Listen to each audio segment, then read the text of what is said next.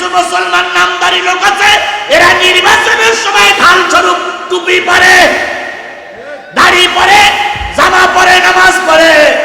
যেই নির্বাচন শেষ হয়ে যায় এই দাড়ি টুপি আর তাদের কাছে খুঁজে পাওয়া যায় না। তাই তো কিছু লোক বক্তৃতা করতে গিয়ে বলতেছে ভোট পর্যন্ত নামাজ পড়, ভোটের পর আর পড়া লাগবে না। তারপর কিছু লোক বলতেছে টুপিটা একটু ভালো করে পরে যাস। এবার কিছু লোক বলতেছে সালাম আলাইকুম,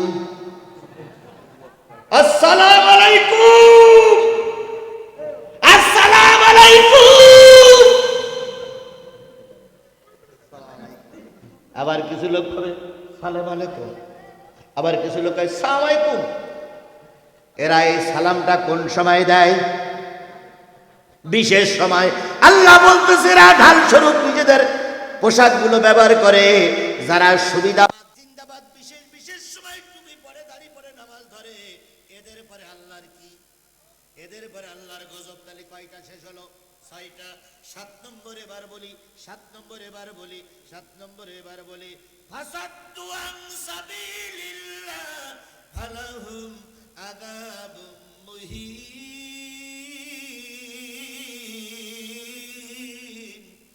এরা নামাজ পড়ে, এরা জুব্বা গায়ে দেয়, এরা মাথায় পাগড়ি পরে, এরা মসজিদের ইমাম সাহেব হয়ে সাজে, কিন্তু দিন কায়েমের পক্ষে থাকে না। এ জাতীয় লোক আমার সমাজে আছে না নাই? আল্লাহ বলেন যারা দিন কায়েমের পক্ষে থাকবে না তাদের পরেও আল্লাহর লানত, তাদের পরেও আল্লাহর গজব। তাহলে বোঝা গেল যতদিন বেঁচে আছি এই 7টা দোষ যাদের ভিতরে আছে তাদের দলে থাকা যাবে। কেন যাবে না? এবার আল্লাহ বলতেছেন লান তুগনিয়া আনহুম আমওয়ালুহুম ওয়ালা আওলাদুহুম মিনাল্লাহি শাইয়্যা উলাইকা আসহাবুন নার হুম ফিহা খালিদুন। তাহলে 7টা দোষ কি আপনাদের মনে আছে তো? এই 7টা দোষ যদি আমার সিরাজুল ভাইয়ের ভিতরে থাকে, এই 7টা দোষ যদি ইমাম সাহেবের ভিতরে থাকে, এই 7টা দোষ যদি আজিজুল ইসলাম জিহাদির ভিতরে থাকে, লান্তুগুনিয়া আনহুম আমওয়ালুহুম, নিশ্চয়ই তারা মাল দিয়ে, সম্পদ দিয়ে যত ভালো কাজ করবে কোনোটা কাজে লাগবে না। ওয়ালা আওলাদুহুম, তাদের যদি ছেলে মেয়েরা পরে তাদের জন্য দোয়া করে কবুল হবে না, কারণ তারা ছিল মুশরিকদের কাতারভুক্ত। কথা ক্লিয়ার? কথা ক্লিয়ার? তাহলে মাল দান করলে কাজ হবে না, ছেলে মেয়ে ইবাদত বন্দি করলে কাজ হবে না, কাজ হবে না। ফালাহুম আযাবুম মুহিন, তাদের জন্য রয়েছে কঠিন আযাব। ও বন্ধু, এই 7টা দোষ যদি জামাত ইসলামের ভিতর থাকে আগামীতে জামাত ইসলামের দল করা যাবে। কে নিষেধ করেছে? আল্লাহ। আওয়ামী লীগের ভিতরে এই 7টা দোষ যদি থাকে তাহলে আওয়ামী লীগ করা হারাম। কে নিষেধ করেছে? জাতীয় পার্টির ভিতরে এই 7টা দোষ যদি থাকে তাহলে জাতীয় পার্টি করা যাবে না, নিষেধ করেছেন কে? আরেকটা দলের নাম আমি বলবো না, কারণ ওনারা আমার আশেপাশেই ঘুরতেছে ঘুরঘুর করে। ওনাদের ভিতরেও যদি এই দোষটা থাকে আল্লাহ স্পষ্ট নিষেধ করে দিয়েছে আগামী নির্বাচনে ওই দলে থাকা যাবে। তাহলে এই 7টা দোষ যাদের ভিতরে আছে তাদের পক্ষে থাকা যাবে না। কে নিষেধ করলেন? এইবার রাজনীতির একটা কথা বলবো তো, একটা আয়াত মাত্র রাজনীতির কথা। এতক্ষণ যা বললাম সব কোরআন নীতি, রাজনীতির কথা মাত্র কয়টা আয়াত? একটা। ভালো করে খেয়াল করেন। আল্লাহ বলতেছে ওই সেই সূরা নিসার ভিতরে চলে গেলাম। আল্লাহ সূরা নিসার 53 নম্বর আয়াত আল্লাহ বলতেছে আল্লাহুম নাসিবুম মিনাল মুলক।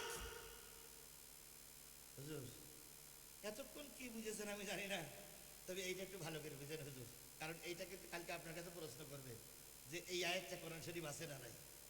আম লাহুম নাসিবুম মিনাল মুলক। মুলকুল শব্দের অর্থ কি? রাজত্ব, রাষ্ট্র, রাষ্ট্রীয় ক্ষমতা যারা নেবার জন্য চেষ্টা করছে। এই 7টা দোষ যদি তাদের ভিতরে থাকে, আল্লাহ সিরাজগঞ্জের লোকদের জিজ্ঞেস করছে তোমরা কি এই 7টা দোষ যাদের ভিতরে আছে তাদেরকে ক্ষমতায় দিলে নাকি? তাদেরকে ভোট দিয়ে রাজত্ব তাদের হাতে তুলে দিলে নাকি? কে জিজ্ঞেস করছে? আমলাহুম নাসিবুম মিনাল মুলক। রাষ্ট্রের কিছু অংশ, এমপি হতে গেলে কি পুরো রাষ্ট্রের মালিক হয়? একটা অংশের মালিক হয়। কোন এমপির ভিতরে এই 7টা দোষ থাকলে সেই লোকের তোমরা এমপি বানালে নাকি? যদি বানাও ফাইজাল্লা ইয়াতুনান নাসা নাকিরা, ও যা আসবে জাতীয় সংসদে বাজেট হইয়ে সব ওরা খেয়ে ফেলবে। নাকিরা মানে তীর, নাকিরা মানে তীর, তীর পরিমাণ তোমাদের দেবে না, সব ওদের দল আর ওরা অফিসে বসে ভাগ করে খেয়ে ফেলবে। কে বলছে? এই জোরে বলেন কে বলছে? তাহলে আল্লাহ সেই আপনি বেশি বোঝেন, আল্লাহ সেই আমি বেশি বুঝি? তাহলে আল্লাহ স্পষ্ট করে বললেন আগামী নির্বাচনে 12 তারিখের নির্বাচনে এই 7টা দোষ যাদের ভিতরে আছে তাদেরকে সাপোর্ট করা যাবে না। বাংলা কথা বলে দিয়ে গেলাম, আমি আশা করি সিরাজগঞ্জের মানুষেরা 12 তারিখের জবাব দেবে।